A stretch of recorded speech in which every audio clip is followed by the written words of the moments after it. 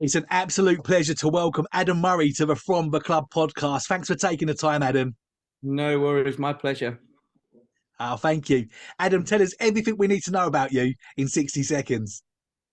Oh, 42 years old, five kids, married, um, was a professional footballer for a lot of years, played 470 odd games, went into management at 31, and then stayed on this side of the crazy fence ever since that. So, a lot of experience for still a young age at the minute. Had a very eventful life and feeling very blessed to be in the position I'm in right now.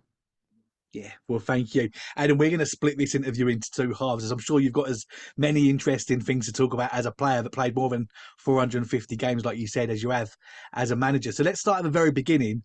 What was life like growing up as a kid?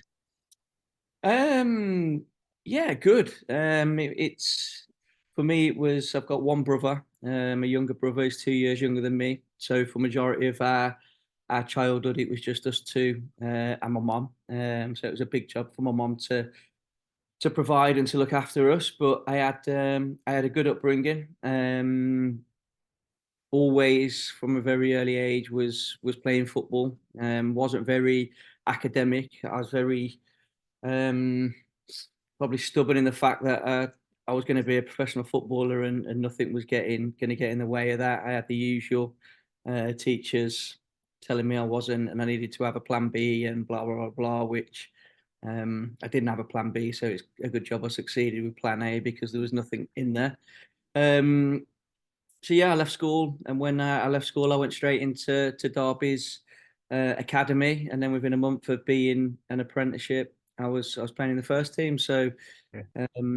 my younger age, I was very fortunate to get the breaks I did at the time, and then from probably 18 to 23, I kind of just went bonkers, to be honest with you, and it went a little bit backwards from there. Yeah. Well, at every, at a young age, you mentioned that you was playing football. And obviously, a lot of kids grow up. Everyone has the same dream like you did. When did you realise that you were really good and actually you could make a career out of football? I didn't actually start playing what I'd say proper football till I was about 11 years old. So it weren't as if I was playing for a team at 6, 7, 8, 9, like kids are now. I didn't actually get into a local Sunday team till I was about 11. And then I was fortunate enough at, I think I was 14, that I actually went into Derby's academy. So I was quite a late starter in terms of that. And then once I was into an academy, then I kind of got an idea that I'm not bad. And then they obviously start looking after you and treating you a little bit different, and then you do get a little bit of a feeling that you've got a chance. But even at that age, it's a lot different to it is now. It was a little bit more. Um, I think the process was a little bit more ruthless. There wasn't the support around it that there is now. And if you weren't good enough, you were kind of chucked out after a week or 2 weeks trial. So at 14, 15, I kind of started to get a feeling that I was okay. And then as I hit 16, then I kind of knew that I'd obviously been trialing with the England teams and played for England under 18s, 19s, 20s, 21s. So at that point, you reckon you got a chance? Yeah. I mean, obviously playing, in a team at 11 years old, can you pinpoint the time when you actually caught wind that there were scouts coming to watch you and obviously you were on Derby's radar? Can you remember that? I can remember the actual game that I got scouted because the scout was actually there not to watch me. So he'd actually came to watch somebody else, and I was actually playing as a centre forward at that time. Um, and I scored a couple of goals, and instead of taking the player that he came to watch, he ended up taking me. And to be fair, the scout who took me there, and he ended up being, if it wasn't for him, there is no way I would have made it because he literally from where I live, Birmingham to Derby was a good hour away, and 3, 4 times a week he used to drive me there because my mum could get me there. So if it wasn't for him, I definitely wouldn't have had the career that I did have. Yeah, wow. Incredible, isn't it? But those unsung heroes that a lot of people don't even know about, but are so key within the game, aren't they? Yeah, definitely. And the scout, Les Dolphin, his name is, he took so many players into Derby that got into the first team and that went on to have unbelievable careers. Some of them played for the countries. Lee Carsley at the minute is England manager. Carlo was he used to live kind of literally in our area, 10 minutes from me, and we kind of grew up together. And he was one of the boys that Les took in his car up the A38 every Tuesday, Thursday, Sunday, and now he's the England manager. So yeah, these guys that do the work behind the scenes is priceless. Yeah. You mentioned obviously being parachuted into that Derby team at such a young age. What do you remember about the squad at the time, and what do you remember about being told that you were going to, be within the squad at Upton Park to make your debut at just 17 years old? Excitement, really. It was. I was so fortunate that I had a manager in Jim Smith that even from as soon as I left school and I went into the club, he backed me straight away. Even in the playing in the old school, as it was called, the reserves. Then he'd always throw me into big games. He'd always come and encourage me. I had two great coaches in Steve McLaren and Steve Round, who both went on to have unbelievable coaching careers. So I was really fortunate in that sense, and they were brave enough to give me at 16, 17 a chance to go into the first team, and Jim Smith had no fear in playing me. So when he told me I was in the squad for the West Ham game, it was more excitement than anything until I actually got on the pitch, and then it became fear. Yeah, I mean, to be fair, there's easier crowds to play in front of, isn't there, than the West Ham fans to make your debut. Yeah, and it was everything you expected it to be in terms of how hostile it was, and my biggest eye opener was after about 2 minutes, I tried to smash Ian Wright, and that didn't go to plan, and I ended up sitting on the floor with him looking down at me, effing and blinding at me. So yeah, that was a wake up call to real football. Yeah. You were seen as a bit of a wonder kid, and in the same England youth set up as Rio Ferdinand and Joe Cole and Frank Lampard. What do you remember about that season of your life? Mixed feelings, really. It was I was playing a year above myself. It was me and Joe Cole, that we were in the group that were a little bit older than us. And I'd obviously been in Derby's first team, and from a football point of view, it was going really well. But off the pitch, I was an absolute lunatic. So it was balancing them two emotions of football being brilliant, and I was surrounded by superstars. But at the same time, I had way too much too early. And look, I'm not going to lie to you, I wouldn't change a moment of it, because I think it's made me the person I am today. But I had no control off the pitch, which ended up being a big problem for me. But in terms of the football side of it, obviously surrounded by them types of players and being in the environments I was in, you can't put a price on that. Yeah. Yeah, I mean, I completely agree. I think as you get older, you can look back and you can sincerely say that you can learn as much, or you've learned as much, or if not more, through those bad seasons in your life. And like you say, even though there were some really bad things going on for you at the time, you wouldn't really change it because it's made you the man and the manager that you are today, right? Yeah, 1000%. I look back, and I don't think I'm not going to say I ruined my football career, because I still managed to have a decent one, but I think I would have played at the highest level for a lot longer.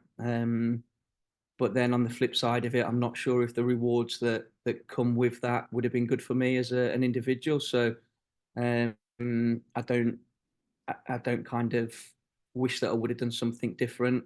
I know along the way in them days, I hurt a lot of people. I hurt my family. I hurt myself. I upset a lot of people, and that part of it I would change. But at the end of it, after a lot of years, and obviously you get to reflect as you get older, and actually take note of the lessons that you learn. I do honestly think it's made me a much better person, and it's put me in a place where, um, when I'm speaking to players or I'm speaking to most humans, there's not many things that I haven't done that they're going through or been through or about to go through. So Yeah. it's given a lot of tools to my bow. Yeah.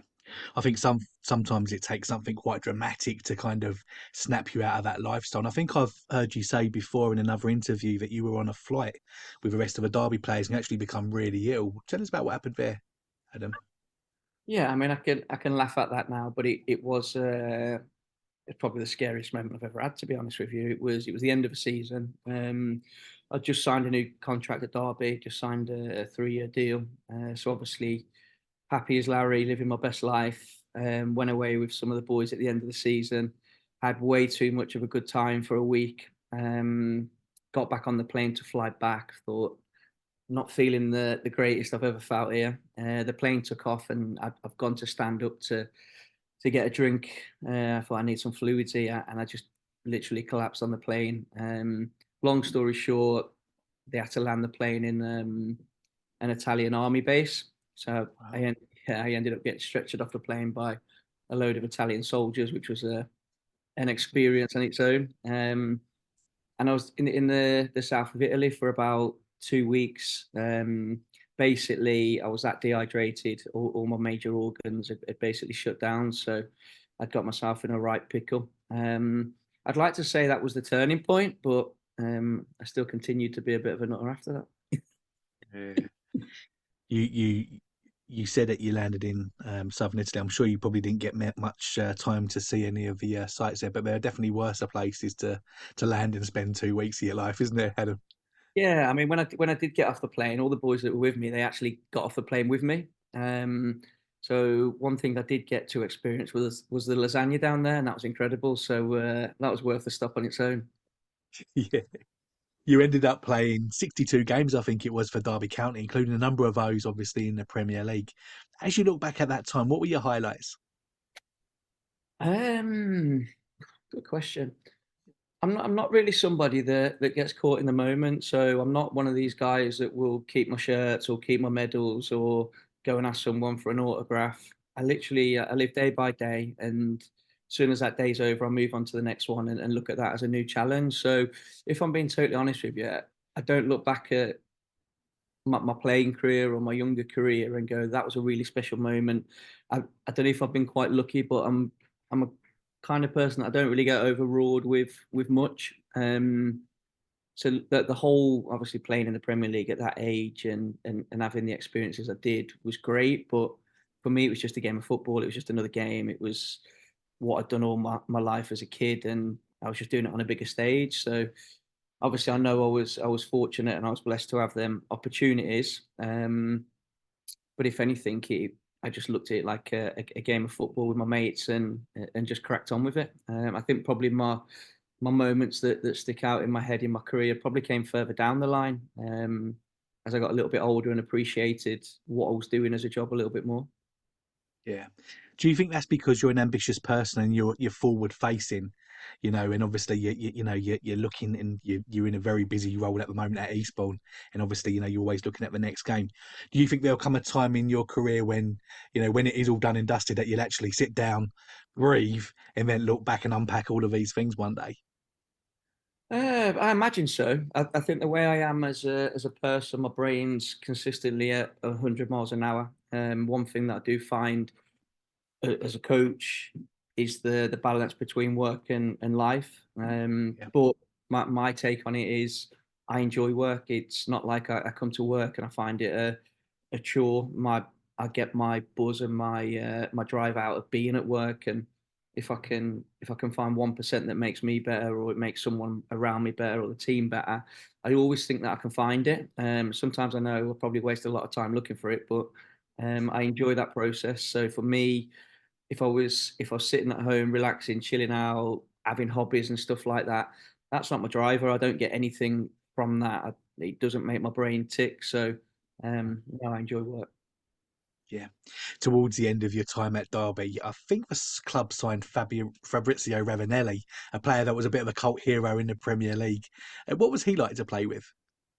Yeah, obviously quality. He was a big character, quiet, very quiet. But I think at that time the team we had a few Italians in there, which were a big influence on me in terms of probably I look back now my coaching career as well as my playing career because the way they went about the business was totally different and on a different spectrum to the way we did it as especially young English players. But he was as a finisher one of the best I've ever come across. His actual all-round play, I always thought was bang average, which is great to say. But as a centre forward, he was just ruthless in everything that he did, and off the pitch, he was a model pro, which I think at the time we had a really strong group of lads that had come through the youth team, come through the reserve team together. We ended up winning the Premier League, Premier League Two as a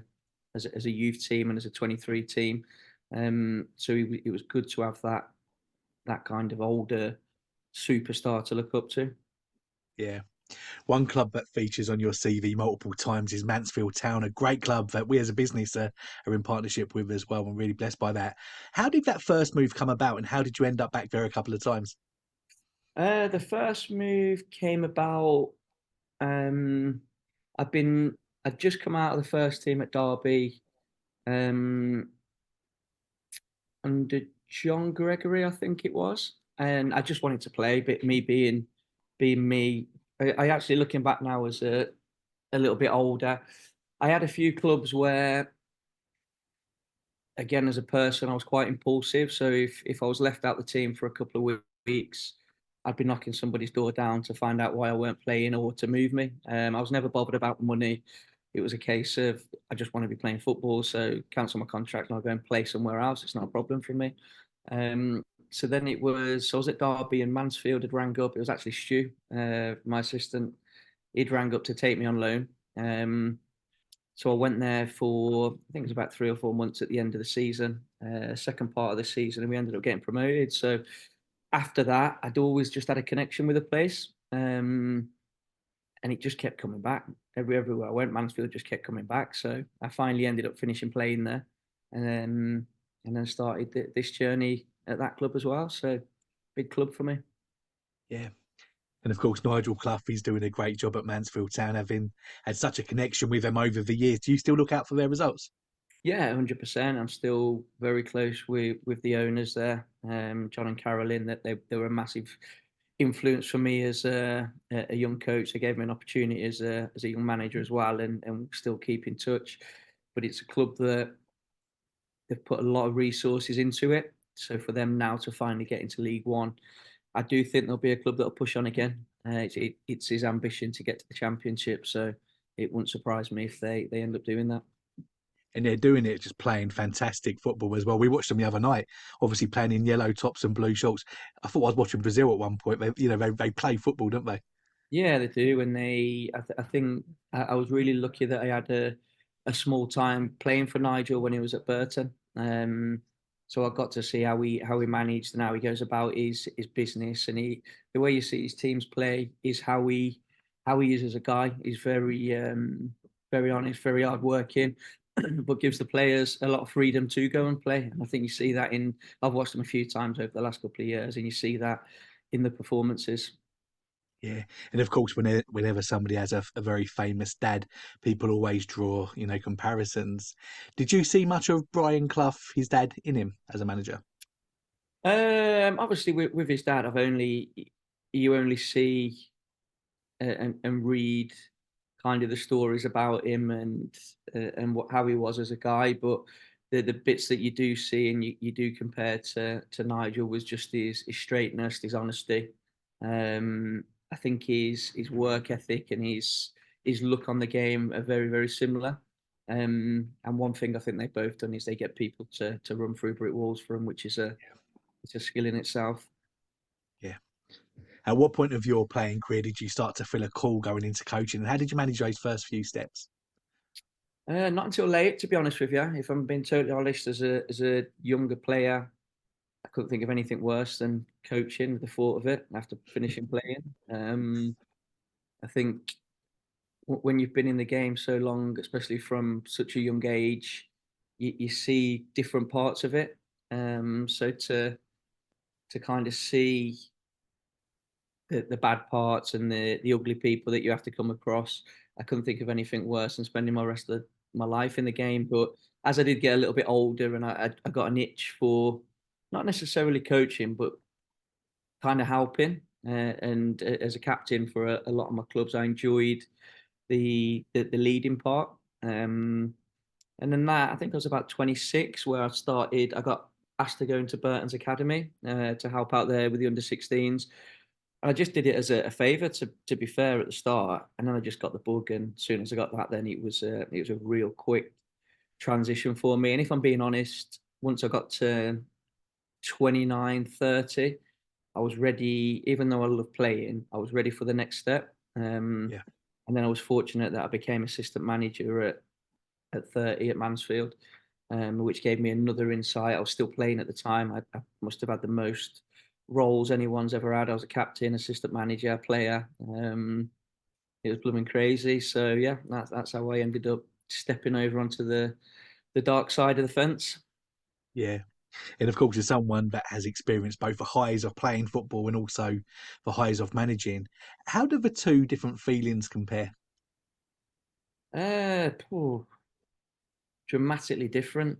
I think it's, as a player, you can be quite selfish, and you're looking after yourself, and you're your own product. And you have to do everything that is best for you, and to make sure you're right to perform as high as you can. I think as a manager, you're looking after so many different more aspects of not just the team, but making sure that different things in the club align. You're looking after, not just looking at the tactical and the football side. You're looking at the human side. You're making sure people are coming into work with a smile on the face, and if they're not, you're trying to find out why and if you can help and fix it. So there's a lot more for me. There's a lot more strings that you have to consistently look at to try and pull and fix and move. And but I like that. That's one of the big things that I do like about being a manager, head coach, that I try and affect as many people as I can, not just on the pitch but off it as well. And for me, that's a big driver. Yeah. And in terms of those emotional highs, obviously, you've experienced the high of winning a game as a player and obviously the high of winning a game as a manager as well. How do those two different feelings sort of compare with each other? Um, I think as a player, for me, always I was in a few teams where, and I've seen it over the years, that when the team's not a team and it's full of a group of individuals, the actual winning and losing doesn't give you the emotion that it should.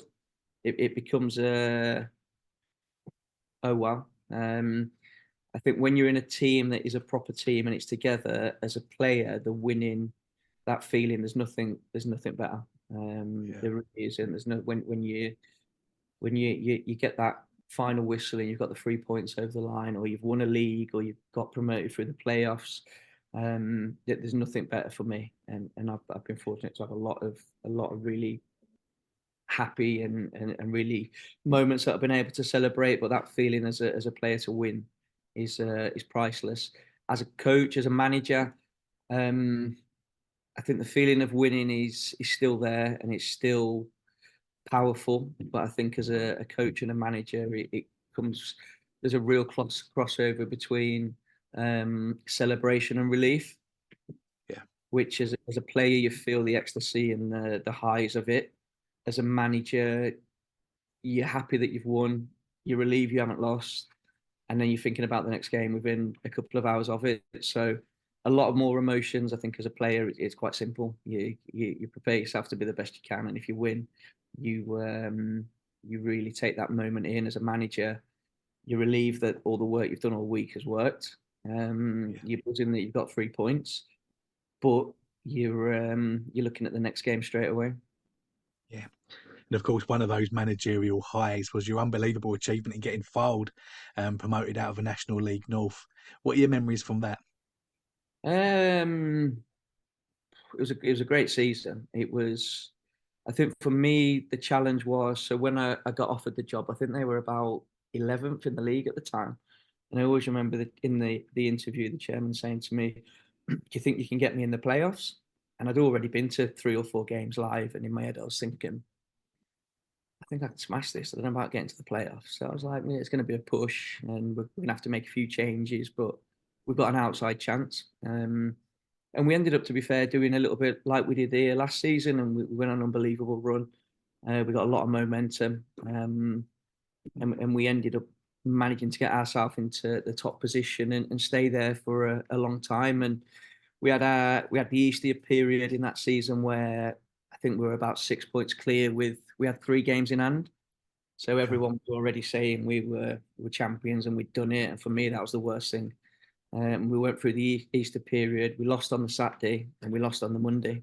And it was Kings Lynn chasing us, so they closed the gap to 2 points, I think it was. So the pressure really became on for the last kind of 7 or 8 games. So it actually finished being a really intense finish to the season, but we managed to get it over the line.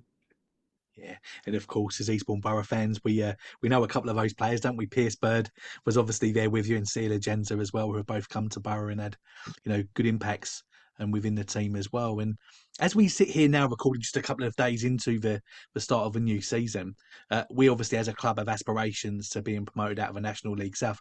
As a manager that's already achieved this, albeit in the North, how do you compare the 2 squads that you have or had, and how close do you think we are in terms of getting out of this division?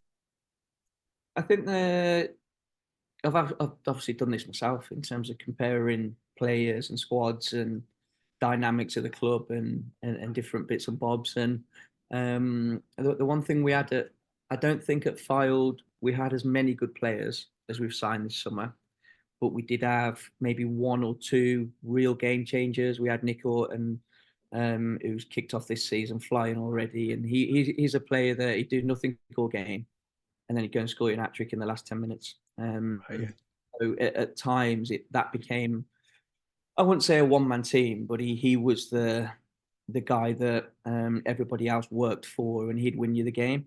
I think here we're more of a collective. I think we've got a lot more players that can drive us forward. We're not just relying on one person, which for me is a positive. I think the leagues are different. I think that the North and the South, they're 2 totally different leagues. I think that the North is relentless in terms of its physicality.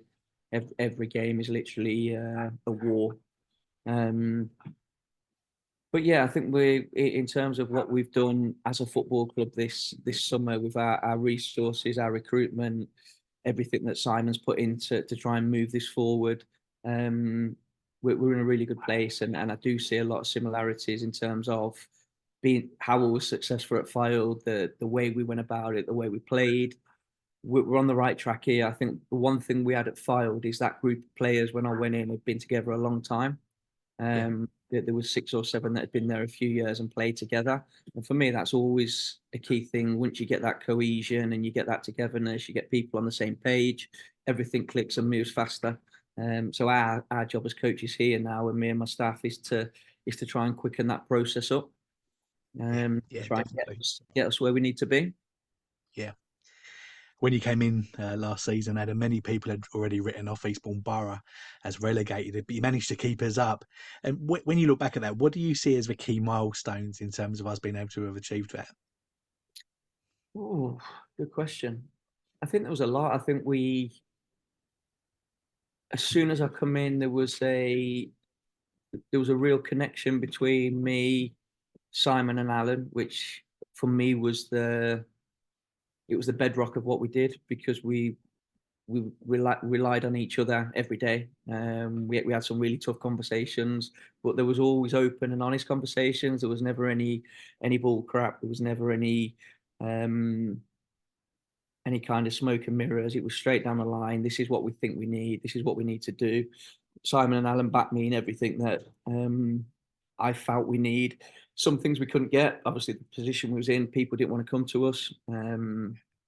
We tried to get so many players in at one point. We was looking for centre forwards and all sorts, and we ended up, I think personally, bringing in the right people to get us over the line.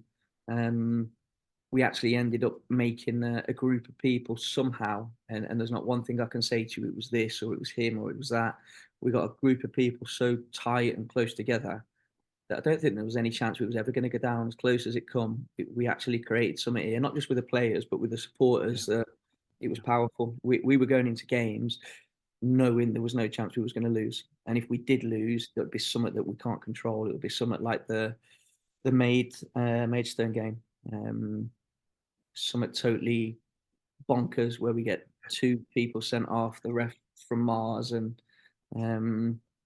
it all went pear-shaped on that day. But no, I think having a real collective and getting 30, 40 people on the same page, plus our supporters then that bought into what we were doing.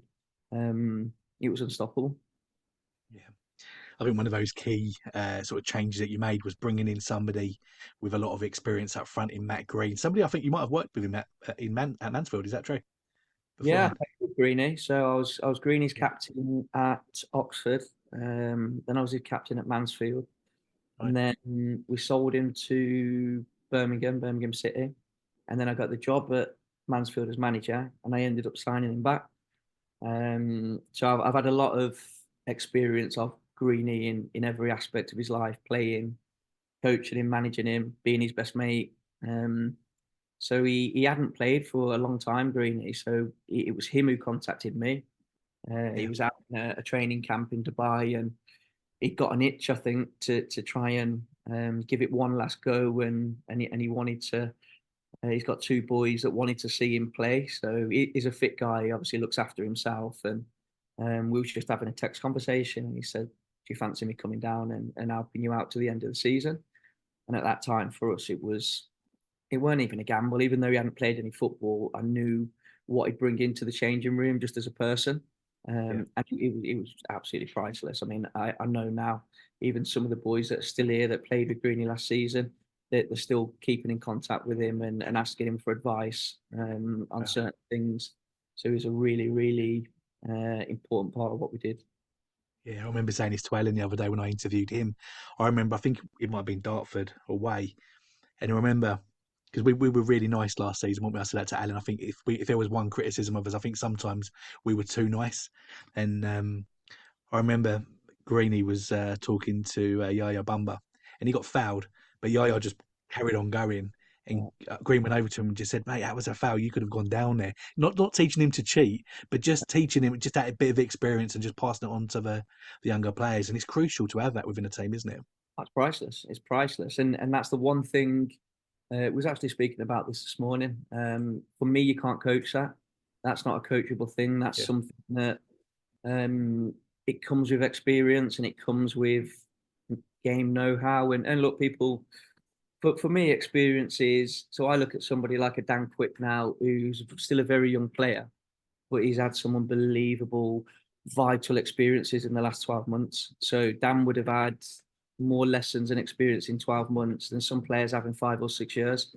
So for yeah, me, that's the key to having them moments in the game where you know how to act, you know how to play the game. And even I'll be honest with you, even after Saturday, my biggest frustration from Saturday was I felt we were fluffy. I felt we were too nice in yeah, everything, not just yeah. the physical side of it, but in our purpose of making something happen in the game. It was too nice. So that was something that we made sure we addressed straight away because I won't allow us to slip into that mode. Yeah. We heard from Alan's point of view when I interviewed him last week about how we've been able to bring in these rough diamonds into the team, and I think the fans were all amazed at some of the talent we brought in last year with Yaya Bumba out of nowhere, Finn come in and really developed and kicked on as well, didn't he, last season? Um, does it kind of work from your point of view? Because you've obviously got a really clear idea about what roles people play in each position. So how does that kind of dialogue work with in terms of bringing players in? How do you identify them? How do you bring them in? How do you make sure that they are the right type of character and obviously got the right talent to be an asset to the club as well? I think first and foremost, I'm very lucky here, and Alan probably don't give himself enough credit because of his contacts and the amount of time he spent in the game. He's got a lot of people that he knows that has really good knowledge. So in terms of when we go about it, so Yaya, for instance, a great example. Alan rang me and said, "Look, we've had an offer for Leon.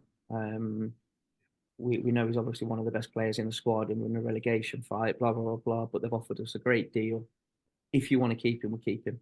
There's no question about it. But if you think we can move and kind of maneuver something that we can bring someone in and Leon can go, we'll leave it with you." So my thing to Alan was we just come out the Hampton game, and for me the Hampton game was the turning point, even though we lost the game, because I seen something in that game without people really knowing. We tweaked our shape, we tweaked our tactics a little bit, and I felt like it was more my team. But there was one bit of an ingredient I was missing, and that was just raw pace. So I said to Alan, look, for me, you can go. All I ask for you is find me someone that is the quickest thing we've ever seen. And to be fair to Alan, it weren't even 24 hours. He'd sent me footage of Yaya, which I sat down with Stu and we went through it and straight away we get him in, just sign him, get him in, let me speak to him. So I had a great chat with Yaya. He came in the following morning, and within 6 minutes of me sitting down with Yaya, I was like, oh my days, this guy's unbelievable. Because even his attitude, I said to him, what do you class as your main strengths? And he went, Gaffer, I'm just rapid. I'm so quick and nobody can catch me. And I thought, you know what, to have that confidence and belief and that he knew what his strengths were. I've coached a lot of players that are quick, a lot of players that you go, oh my days, they're so fast, but they don't know how to use it and they overcomplicate it. They have to do 26 step overs before they go past someone, whereas Yayo understands that is his unique selling point. And if he sees space, you're dead. So in terms of that, I will. Alan knows kind of the formations that we play. He knows the ingredients that each position we feel we need to make us tick. So over the summer, I kind of said to him, look, I need a midfielder with this, this, and this. And then both of us went out and we both touched bases with all our contacts. We come back together with a big list of players. We looked at what was realistic, what weren't realistic. We looked at we had a lot of phone calls and Zooms with players to get a feel of the character and the home life. And some players you're asking, why are you at this level? You're way too good for this level. There's a reason though. What is it? So there was a lot of homework that went on in the summer. And I think we've said it over the last couple of months. There isn't one player that we both sat down and went, we've got to get him. And we ended up missing out on everybody that we kind of agreed on. We went and got, which it's unknown, not really. Normally you come away from a transfer window or an off season thinking we've missed out on that one, or we should have gone and got him. But so far we've been really lucky. Yeah, I think the other thing that Yaya gave us is he had that pace, but he was direct, wasn't he? As well, he knew where the goal was, and I think Leon's obviously a really good player, but he was obviously a wide player, and we just wasn't getting the impact in terms of shots on goal, was we? Whereas Yaya came in and he used that pace, and he was heading towards goal with it, which is obviously what's scary for a defender, isn't it? Yeah, definitely. And I really liked Leon as a player. I thought he was technically very good. As a young footballer, his attitude was unbelievable. His work rate for the team, considering he was a technical player, was outstanding. But my thing to Leon and my thing to Alan and Simon was, as a forward player, you have to have numbers. You have to have assists. You have to have goals. Otherwise, it all just ends up being fluffy. So I felt that we needed to bring someone in that was going to get us goals, that was going to get us assists, that when we got into the final third, 9 times out of 10, something was going to happen. And they're hard to find. I don't think they make players like Yaya anymore. They don't make people that are that direct and focused on just getting to the goal as quick as you can. So to actually see him and watch him every day in training, it's refreshing because the game's become that complicated now. It's just to see sometimes that raw pace and power. It's definitely a key to having your team, but it's a pleasure to watch as well. Yeah, we saw a lot of the midfielders really kick on and improve their game last season. I think Jack Clark's one of those towards the end of the season, and we said Finn as well. Was a big asset to the team, wasn't he, towards the end of the season as well? Do you find it easier, obviously being a ex-creative midfield? I've seen Instagram post of you still kicking it on on the pitch. But do you find it easier coaching these players, having played in that position, and obviously, you as a player knew how to pick out a pass, and we see Finn do that on the pitch. Are you able to kind of really pass that baton over to them, using all of the years of your experience being in that role yourself? I think in some aspects, yes. I think obviously playing that position, you have a feel of it, and you've got millions of pictures in your brain that you've took over years of being in the middle of the park and seeing it. For me, especially in that position, you have to have a football brain. I think it's really hard to be an effective midfield player if you can't see the game. That's why I think a lot of there's a lot of coaches that go on and be successful that were midfield players because I think you see the game with a real insight because you're constantly in the mix of everything. So for me, when I'm working with midfield players, it's more of normally with the better midfield players, you're already on the same page because you see the same things. And then the better ones obviously see the pictures but can execute the solution to it. That's the difference between an average midfielder and a top class midfielder, in my opinion. And I think we recruited and we already had in the building a real handful of players that can see them pictures. We've got real football intelligence in the group, which for the way that we like to play is vital. If we didn't have that, then we wouldn't be able to tick the way we try and tick. Yeah. Does that then become a negative as a manager now? Obviously, you can see these pictures, you can see these passes that sometimes our players don't. Is that a frustration when you're sitting on the sidelines? 100%, and it's that's one of my biggest battles. If I'm being honest with you, I have to. You've probably already seen. I'm very emotional on the touchline. I'm very passionate. It's something I'm trying to. I don't want to stop it because it's me, and I don't want to change that.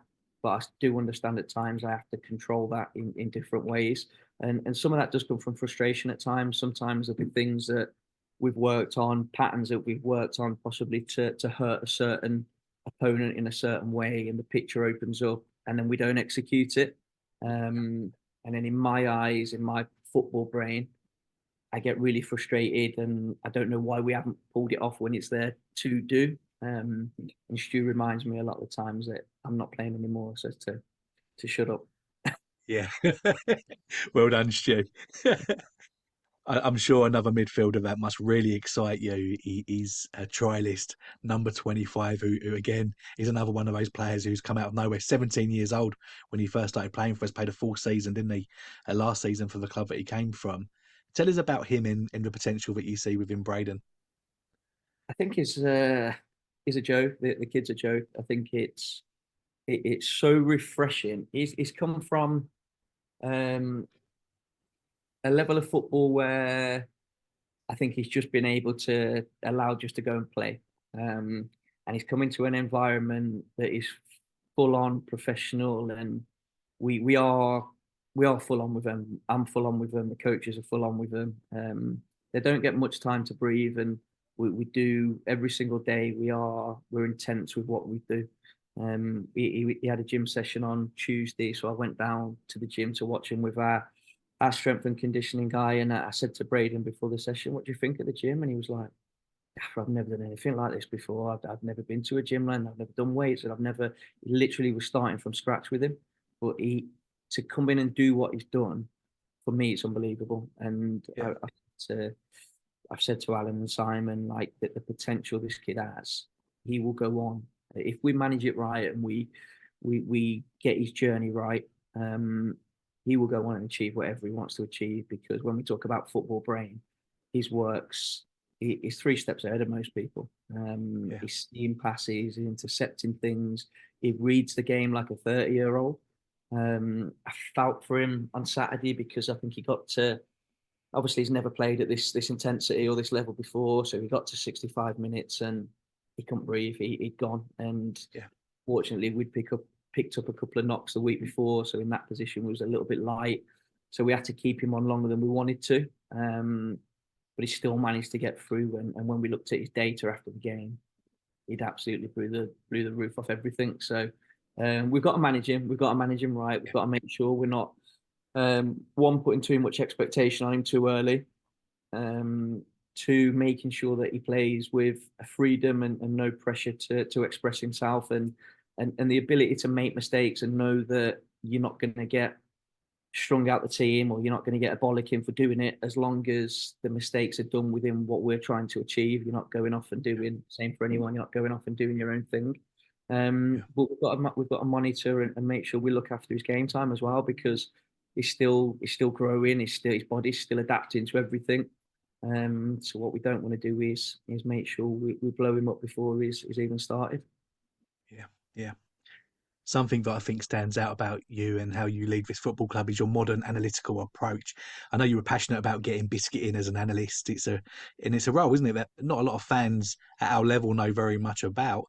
Tell us about him, and now having him in the role that he's in helps you make good decisions both on a match day and also post game as well. Yeah, it's priceless. It's priceless, and this is where I've been really fortunate to have Simon as an owner, and obviously Alan as a CEO that have both backed me in my ideas. That for me, the analytical side of the game, you can't put a price on it. I spent 5 years, I think it was, at Barnsley, and everything at that club was driven by data. Every decision was done on numbers, and it became a thing for me because I looked at it, and I still believe you have to have the human eye, and you have to get a feel in your gut about something. But 9 times out of 10, the numbers will back up that feeling, and they will match that feeling in terms of if I'm looking at a player and thinking you're not working hard enough, 9 times out of 10, the numbers will tell me he's not working hard enough. And it's the same as Saturday. I didn't think our performance was strong enough in certain areas. And when I looked at the numbers, it weren't strong enough. The numbers weren't good enough in certain areas. So for me to have a club that has bought into that and enabled me not just to bring Biscuit in, we've also brought Dave in, who was at the same uni as Biscuit. He came down to help us out really pre-season, and he fitted in that well and was really effective in what we were doing. That again, Simon's gone out there and backed us in bringing him in full time. So our analytical department now will be one of the strongest in the league. Yeah. And we have to use that in the right way. I don't know if many people know or they get to see it, but on a match day, we'll have Dave up in the gantry filming, but he's live coding the game as well. So if we've got a problem on the pitch, or we need to see something again, or we're having an issue we're trying to solve, but because when you're on pitch level, it's so different to actually seeing it from above. Yeah. So what Dave can do now is he sends, if I say to Dave, I need to see that build up from 30 seconds ago, he will send the clip down to the iPad, and then Biscuit will go through it with me, and we can try and find a solution there and then. Whereas normally you wait until after the game, where you watch the game back from that camera angle and you go, "Well, we could have done that, and we could have done that." Because when you are watching it at ground level, it's just a lot of legs. And for me, I always felt I was a really good assistant manager because I took the emotion out of it, and I was always able to give the manager the solutions he needed because I was watching the game from a different angle. And I'm not there yet. I'm not nowhere near there yet. I'm trying to do that as a manager, where I kind of step out of the bubble and look at the game as I would look at it after the game and analyze it in the moment, which I can't do at the minute. I'm so caught up in the action. That's why I need somebody like Biscuit that can kind of give me solutions and give me ideas. Sometimes I'll tell him to shut up and it's the wrong answer, or it's the wrong solution, or we're not going to do it. But all the guys know, the staff, the players, they know that I'm open. I'm an open book in terms of just throw everything at me, and you'll either get batted off or we'll find a solution. Yeah. You've mentioned his name a couple of times already over our interview. Stuart Watson, obviously a man that you know very well. You mentioned before he used to be your manager. Tell us about him. For me, he's priceless for me. And it's kind of crazy because he was the scariest manager I've ever had. He used to put the fear of God into me in terms of, in a good way. He demanded standards. He didn't let anything slip. I think he'd admit himself he was a bit of a nutcase. You'd walk into a changing room, and as soon as you got into the changing room, you'd look for the furthest corner from the boot skip, from the water bottles, or from where he was going to stand, just so you didn't get one. But over the years, obviously, he's travelled the world and coached in many places and got loads of experience. He's mellowed out a lot. He's much more of a sounding board now. He's like a big beanpole of experience and knowledge. And sometimes when I'm in my emotional state, or I'm thinking of things like I do like to do, I think outside the box. Sometimes that outside the box isn't needed, and he brings me back inside the box and gives me a simple solution. He's been brilliant in terms of, one thing I've worked on over the years is my man management, because I felt that needed to improve. And he's been brilliant with that. I was lucky. Just before I came in here, I spent a few months working with Clough, who's gone in at Barnsley now. And in terms of his man management, I took it was gold dust for me. It was absolute gold dust. And Stu's been the same. So to have, I always wanted, when I started out as a manager, somebody older than me with more experience that I classed as better than me, as my assistant. And to get Stu to come in and obviously move 5 hours from his own home and his own family to commit to what we're doing, it's been a massive part in what we've done and what we're going to do. Yeah. I think that's a really important point that a lot of fans don't recognise or almost appreciate as well, because, you know, we obviously see you as our manager and obviously Stu as our assistant manager, but there is a human cost to what you guys are doing as well. Like you say, you know, Stuart's moved 5 hours away. I know you obviously live down there as well. You've had to make a massive move as well. How have you guys settled into Eastbourne, and how easy or how hard has that move been in terms of having to move down? Um, I think we go through periods, to be honest with you, all of us at different stages. So we've got obviously two analysts here, and we've got me and Stu that are all from up north. So I'm kind of 4.5 hours from home. Stu's 5 hours. Biscuit and Dave are blooming 7 hours. But we've been really fortunate again, that when we first came down here, Simon got us a place to stay where we were all together. So we live in the same house, which at times has its challenges, because even though we're all close, sometimes when you're at work, the hours we're in at 7, and sometimes we leave at 7. To go home and see the same faces and have the same conversations, it drives you around the bend, especially when you got to listen to Biscuit for that many hours a day. So we've had to find a balance with it, because we are all humans, and we do have different emotions. We've got different mentalities at times.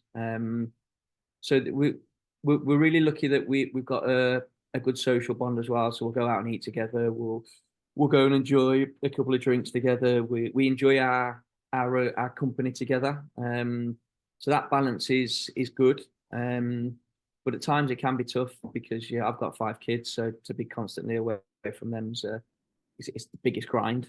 I get home can, but obviously to drive home after a game on a Saturday and then come back on a Sunday, at times it's you're going back for a quick cuddle and you're back out the house again. And Stu's the same. Obviously he's got 2 older kids, but he's got a wife, so we have to find that balance. And I think we all understand if one of us is having a bit of a bad day, or one of us is a little bit missing a family, we kind of sense it, and we get around each other. So it's like a team within a team. But it works. We're lucky that we get on with each other, and we're lucky that we've got a club and an owner that understands that, and has kind of looked after us in terms of our relocation situation. Yeah, no, fair play to you all for doing that, because you know, I know that's not easy. Obviously mentioning Simon and Helen as we have as well. I mean, you mentioned the relationship between you and Stu, and obviously these are significant relationships for any manager. And you know, anybody that's seen you guys speak together will know that you are all clearly on the same page. How important is that for the manager to be going in the same direction as the owner and the CEO? Yeah, it's for me, it's a must. It's a vital, because if you're not, you're in the wrong job. For me, there's so many situations where, as a young coach, young manager, you're just looking for an opportunity, because it's so hard to get them. And I've had a couple of opportunities that have come up, and someone said to me when I was just starting out at Mansfield is, you have to pick the right club and the right owner where you're both on the same page and you're on the same journey, because if you don't, it's never going to work. And that always stuck with me. It always was something that I thought, as much as it is common sense, it's so easy just to say, I'm going to take the job for the sake of taking the job. And you're never going to make it work. Whereas here, from the first minute, I think we were all on the same page straight away. We all knew what we needed to do. We all knew what we wanted. We've all got the same vision of one, how we see the game, and two, how we see the process of getting to where we want to be. As much as you'd love it to be a situation that you can you can go and do the X, Y, and Z, and you've got the resources for this and that. It's not just that makes it work. We've been fortunate that we've got some great players in the building, but there's so much more that you have to put together to make it actually become a consistent winning machine. And for me, then that's the relationships. It's the honesty between people. It's being able to have the awkward conversations and to hold people accountable. I expect to be held accountable for what I do and my actions. And if I've been told something and then goalposts move, I expect people to be held accountable as well. So we're really comfortable having them awkward conversations at time, because it's done with respect, and we all know that we all want the same thing. It's not somebody's got an ulterior motive, or there's egos involved. They're just pure honest chats. And I understand that if I go and say to Simon, look, we need to do this, and Simon says we can't do that, then I know that we can't do it. It's not him saying we can't do that because I don't want to do it. I know that if we can't do it, we can't do it. But he understands that I'm going to ask. But I think they both understand that I'll also accept that there's always a line, and we respect that. And I've, like I say, up to now, I've been really fortunate that they back me in every single way they can. Yeah. And I don't know if you play. I've certainly seen Andy and with his laptop out playing Football Manager before, and there's lots of people watching and listening who fancy themselves as managers, having played Football Manager and probably even taken Eastbourne Borough into the Champions League. As a manager yourself, have you ever looked at the database on Football Manager and then checked them out in real life as a potential signing? Not as a manager to sign players. No, as a player, I used to play it just because it was a time.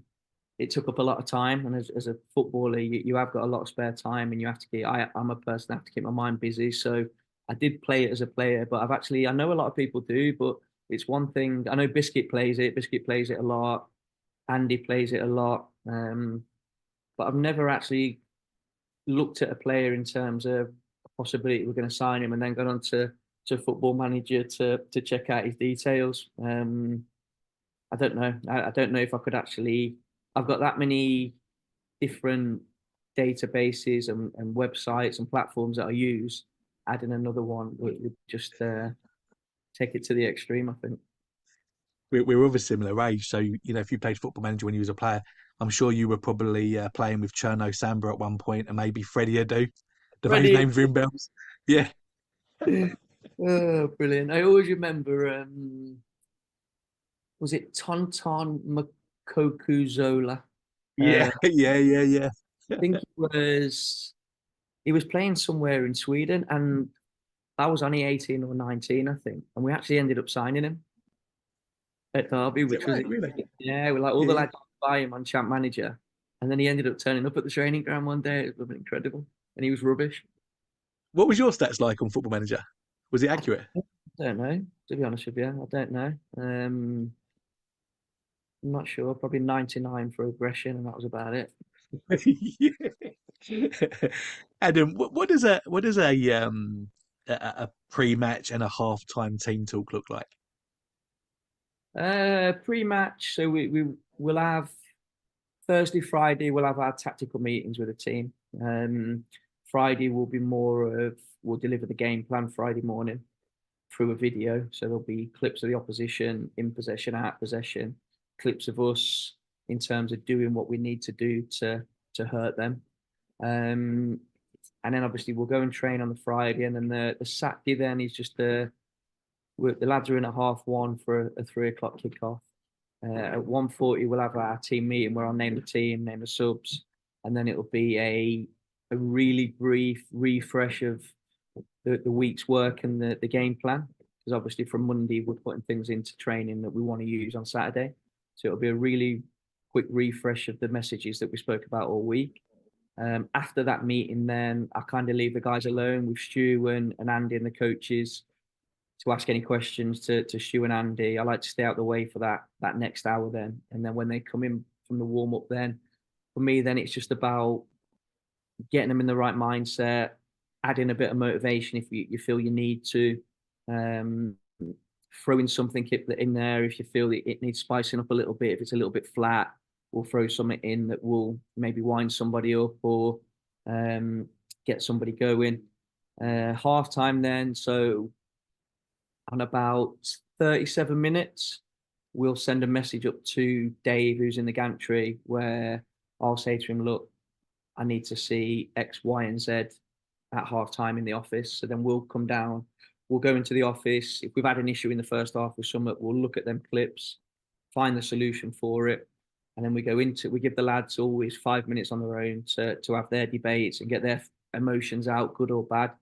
And then we go in, any situations we've got that we need to show on the screen, we'll get the clips up and we'll walk through the issues or the solutions or where we've done really well and we need to do more of.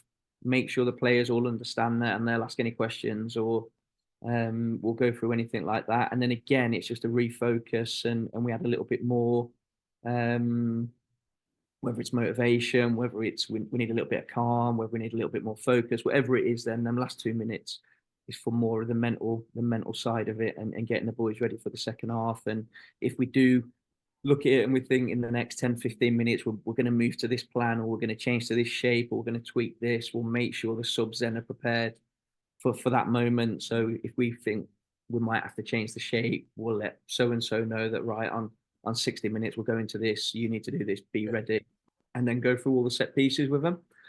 So hopefully then when we kick off the second half, unless something comes out of the win that we've not planned for or seen or expected, which happens, it always happens. Yeah, yeah. We're ready to roll. Yeah, interesting stuff. Adam, we've obviously covered your playing career and your managerial career. So you've obviously got loads of mates in football. You've met all sorts of people over the years. Who are some of the most interesting or entertaining characters that you've met in football so far? Oh my days. It's funny you say that, because I actually haven't got a lot of mates in football. I'm one of these guys that, because I spend so much time at work, I don't actually do anything outside of work. So I'm quite. I like my own company, and I've heard the saying a lot in football that there's no friends in football. It's just a lot of ships in the night. And I honestly believe that there's certain people that I do still keep in contact.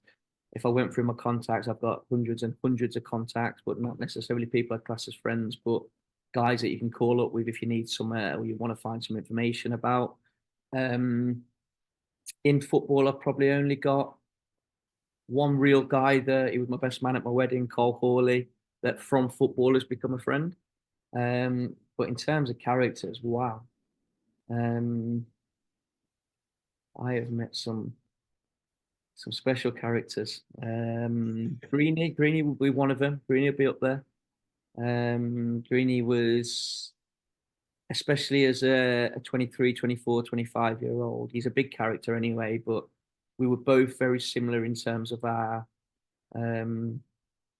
craziness, so that we got on very well. I don't know if you ever come across or remember a player called Jamie Hand, played for Oxford. Wow, again another special guy. But I do honestly think that a lot of footballers' mentalities are the same. I think they are. There's a lot of guys that the brains work very similar. They're driven by the same things. They're very instinctive in their actions. Sometimes they're impulsive. And I do think you have to be a special kind of person to survive in the game, because there's things that go on in the dressing room that wouldn't happen in any walk of life. There's connections, there's emotions. You're having a fight, you're having a cuddle, you're going mad at someone, and you're celebrating a goal with them. It's just full of mad characters and relationships. And I think the easiest question would be to actually try and single out someone that's actually normal that I've come across, because there's not many. Yeah. Adam, when you look at the clubs that have come up and gone down this year, do you think it's going to be an easier or a tougher division next year for us? I think this will be. I said it over the summer as I was watching kind of people recruit. I think this division is going to be really tough this year. I don't think there's going to be a runaway team. but I think there's going to be a big group of teams that are going to be fighting for promotion. Just because I think that there's been a lot of clubs that you look at where you go, they've made at least 2 or 3 signings where you go, that's a really good signing. That there's no team that I look at that will go, wow, you're going to smash this. But there's a lot of teams I look at that go, you're going to be there or thereabouts. I think it'll go down to the wire this year at both ends. I really do. From the title to the team that finishes bottom, I can see it going to the wire. I think that the season is going to have a lot of ups and downs just because it's going to be so competitive this season. I think you'll see a lot of teams that go on 4, 5, 6 winning runs, and then they'll hit a 2 or 3, 4 game losing streak. And I think it will be this season the team that finds that balance and that consistency. I think the team that can do that for the most part of the season will end up being the ones that manage picking up that trophy, and hopefully it's going to be us. Yeah. Adam, I've seen on social media that you've openly shared your faith as a Christian before. How has your faith helped you? It's not something that, and not through choice. I think sometimes and it's my biggest challenge in it being a footballer and being a Christian, because I think football sometimes turns me into a person I don't want to be. And that's my biggest battle. I think when you're in a changing room and you've got so many emotions going on, sometimes I find myself asking for forgiveness about 800 times a day, because I do go into realms of life that even in the moment I go, I shouldn't have said that, and it is a constant battle for me. I'm really lucky that I've got certain people around me. There's a group of coaches, managers, Christians in sport that we have a meeting every Wednesday. Sometimes the job gets that on top of you that it's tough to get to that meeting every week, but we all keep in touch, and the support there is incredible. But it's given me a freedom in terms of I don't fear anything. I don't fear making decisions. I say to my players, we will play with risk. We will make mistakes, because I'm a huge believer that the plan's already in place anyway. So whatever I'm worried about, whatever fears that I might have are irrelevant. So I try to live my life like that. I don't worry too much about anything. I'm not somebody, and my wife goes mad at me, but I don't save money. I've been fortunate that I've been in some really good clubs and good jobs and financially done okay, but I don't save anything. I give everything to my kids, and I make sure they have a great life, because for me, it's about living in that moment and living in that day and trusting the path that's in front of you. For me, people spend too much time worrying about what's going to happen and what's gone and what could come, and it's just a waste of time. Do you know what I mean? It's if you've got belief, then you've got nothing to worry about. There's nothing there that I have any fear about. Yeah, I think any Christians listening will certainly identify with the need for seeking forgiveness and repentance every day. Adam, I think that's a common thing for us. Adam, I'm sure that there are plenty of clubs keeping an eye on you as a manager. How ambitious are you personally? Do you have a dream to go on and manage at a higher level at some point in the future? And how far do you think you can match that ambition with Eastbourne Borough? Again and again, it probably sounds weird, but I've coached in the top arenas with top players, and I've been on the touchline in front of 60, 70,000 people, and I've been on the touchline in front of 500 people. For me, and it was a big question I had to ask myself when I came back from Biscuits, because I'd had a real good stint as an assistant manager at Barnsley, at West Brom, going over to Biscuits, where you're dealing with high pressure situations, top players, big environments, big moments. And I came back from Besiktas and I got the offer to go to Fylde as a head coach. And for me, then I looked at it, and a lot of people said to me, "What are you doing? You can't go from where you've been the last 6-7 years to non-league football. It just don't make any sense." But for me, my desire is I'm not bothered about you always want to work at the best level with the best people and work with the best players. But for me, nothing changes in terms of if I'm working with Dele Alli on the pitch or I'm working with Sia on the pitch, what I'm trying to achieve and what they're trying to achieve is still the same. And my passion is still the same. It doesn't alter, or I don't change anything if I'm working with that player or this player. My passion doesn't change, and my beliefs of what I want to do don't change. So the level doesn't really, I'm not bothered, to be honest with you, about the level. For me, it's about being successful.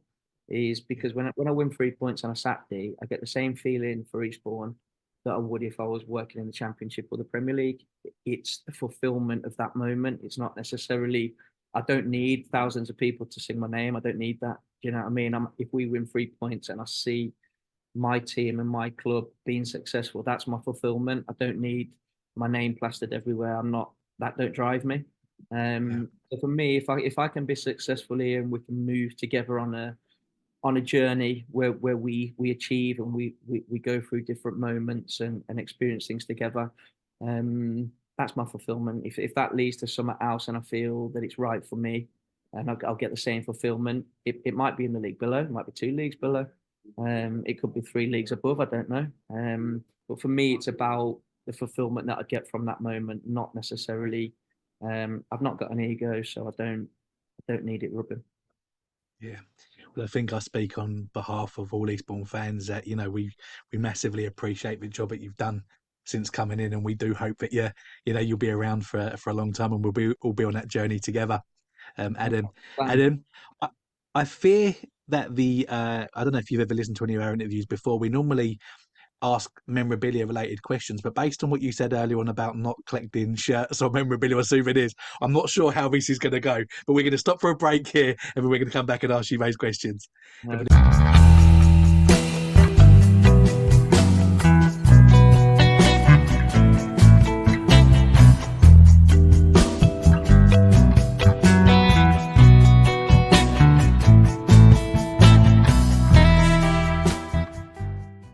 So, Adam, as you know, as a business, we're all about official signed memorabilia. So these last few questions are all memorabilia related. Are you ready? Oh yeah, right. Adam, have you ever asked anyone for their autograph before? No, Never. Not from Ravanelli. no, no, nothing at all. Just happened to pass me the ball so I could try and score a goal, but not his autograph.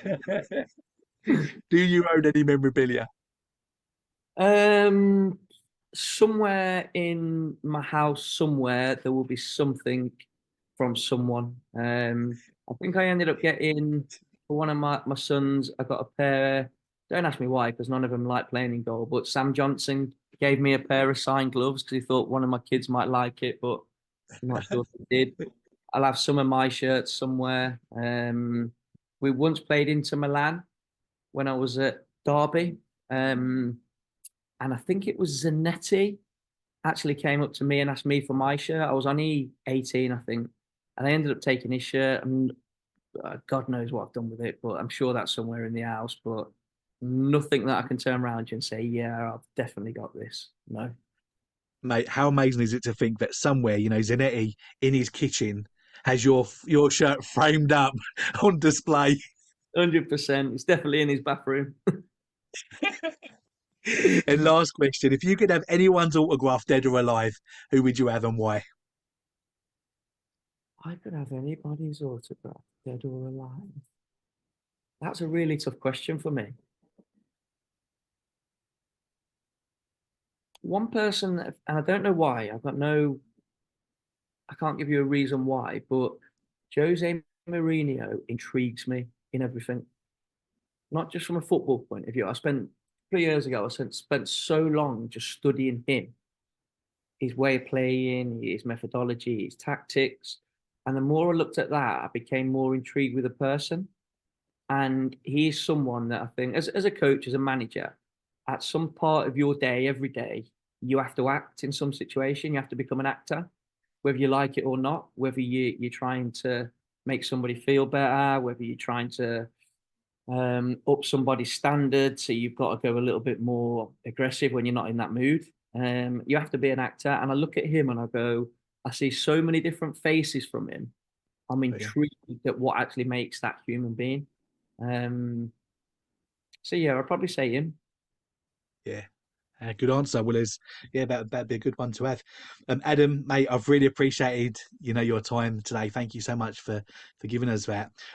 Before we let you go, do you have any closing thoughts? And also let everyone know how they can follow you on social media. Any closing thoughts? No, I'm excited. I'm excited for the season. I'm really excited. For me, I'm really aware through experience that I wish it was going to be plain sailing, but I know it's not going to be plain sailing. So I think the more experience I've got sitting on this side of the fence, I kind of prepare myself for every moment. And I think it's important as a group of people and as a football club, we're ready to ride the highs and kind of take the punches on the chin as well. That's important for me. But I'm loving life at the minute. I'll be honest with you. It's my big things at the minute in my brain is I want to win football matches. Yeah.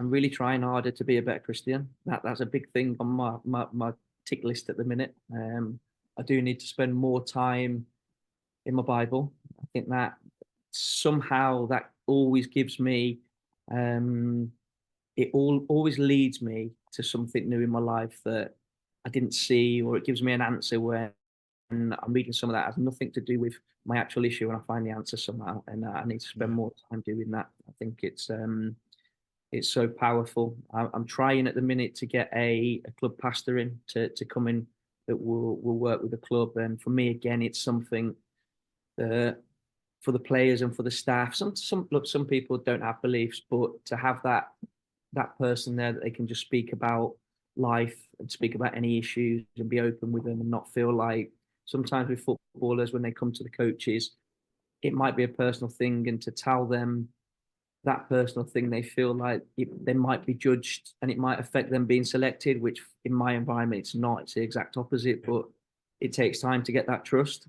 Yeah. To have that outside person in here is going to be vital, I think. So I'm working Yeah. hard to find the right person for that. Yeah. But no, well, I'm ready to rock and roll this season, and we just need to get some wins on the board and get that momentum going. Yeah, for sure. Well, I'm going to make sure that I dig out. I know you're on X. I know you're on Instagram as well. So Yeah, I'll dig out both of those cool. accounts.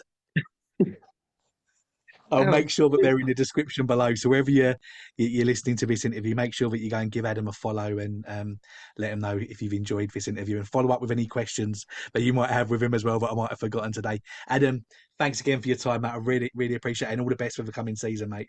brilliant. Really enjoyed it. Thank you very much, mate. You take care.